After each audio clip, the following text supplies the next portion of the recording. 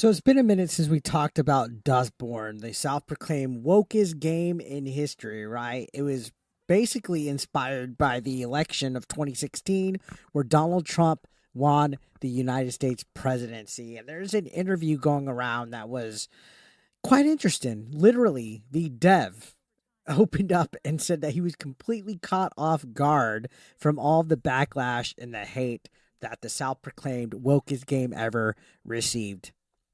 My ass. My ass. Really? You were caught off guard. I highly doubt that. So this website right here, this is off of actual gamer.no, and it's translated actually. So this was Norwegian. It's a long interview. It's a long article right here. There's lots of stuff to read through, but luckily our friends at that park place have actually summed it up in a nice little package on their website, which is what we're going to look at. So Dustborn, I still haven't played it. I only know like two people that played it, Hypnotic and Madam Savvy. They did the Lord's work playing this game. And this game has been a failure since launch. They couldn't even get like 100 people to play this. It's bad. This game was dead on arrival. But you could see the developer is claiming we were never out to provoke, then admits gamers would react negatively to insertion of gender ideology. So if you gotta remember, this game had buzzwords in it, it had pronoun shit, gender ideology. It literally was like the wokest game out there.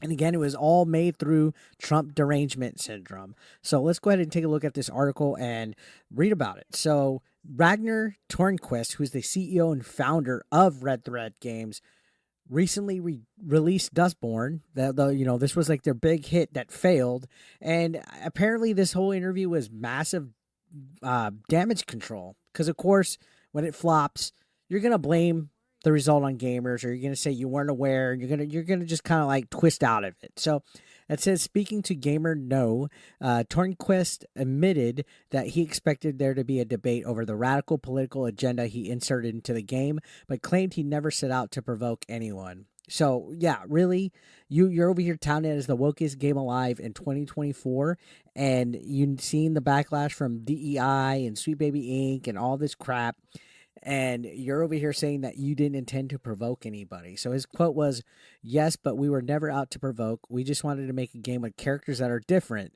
We didn't think it would be so controversial that a group would fight against a fascist regime. I don't think many people want to live in a police state, and our version of the U.S. is by no means the real America." So if you aren't aware, it's like an alternative timeline America where 9/11 didn't happen, and it's like a weird socialist liberals wet dream, basically. Like they're imagining the world if it was their way. It's all stupid and it's retarded. And that's why people don't like that kind of crap. It's literally like a political wet dream narrative with ideology shoved into your face. Anyways, going on, it says, this does not appear to be true at all. In an interview with PSU, a representative for the game admitted that the entire concept for it came from Donald Trump's campaign for president of the U.S. back in 2016. The representative revealed the idea behind Dustborn's setting and characters was also influenced by a series of political events that deeply affected us all, beginning in the summer of 2016 and continuing into, well, today. So just like all the other wokies out there, they're blaming the way that politics are right now. Granted, the tolerant left are the ones that are intolerant, the ones that are out there marching and rioting and looting, and the ones that aren't peaceful. They hate the right-wing grifters, so it's like they look for something to be oppressed and pissed off about, and that's what this game essentially was. They said, as game developers, we wanted to tell a story that felt relevant and thematically timely, with a cast of characters that could more accurately represent our player base and the setting, and to hopefully have some positive impact on the world, in addition to being an entertaining game. So this modern audience is their player base, but guess what? Your player base didn't turn out, because your player base doesn't exist. Okay? For a reason they think we're the minority, that we're the vocal minority. No, we're the vocal majority. The majority of gamers don't want this bullshit. They don't think the way that all of you weird political activists that cosplay as developers think. And that's the hard truth. I hope they learned, after how hard this game flopped, that they learned their lesson. Now, continue on, it says, Tornquist proved himself a liar when he was asked about the game, including gender ideology. He said the use of pronouns has become relatively established in games, and we knew people could react to that, but it was the reality we wanted to present. So of course they're going to put the pronouns in there. That's all the rage, and now they're even stepping away from that. They got body type A, body type B. So he continued saying, "We don't feel we made a game that's primarily about politics. It's more about language and relationships between people." And it said his forked tongue was also highly apparent when he asked if the game was satire. He said, "I think the game speaks for itself. It's over the top in many ways. It's colorful, inspired by comic books, has fight sequences against giant robotic mascots, and has a sarcastic view of the world. It doesn't take itself very seriously. Trust me, this is what they want the world to be like. That's why they made this game." And he said, "I hope people can see the game, understand that it's an alternate world, something that also applies to the story. The game may be a dystopian reflection of the world, but the story is not written for realism. It's done with humor, exaggeration. It's very much tongue-in-cheek. As noted above, a representative for it previously made it clear it was in reaction to Donald Trump's campaign for the President of the United States back in 2016. And the development team wanted to reflect that in the game through its themes." So then it goes on to talk about how Madame Savvy called it out and said everything in this game is based on manipulation. And, everything is about how their life has been ruined. And it's a world where they want to have everybody feel safe. It was like a really long tweet. She had a really long banger tweet, which taking a look at here in the article, let's click it real quick. It was like she single-handedly played this game.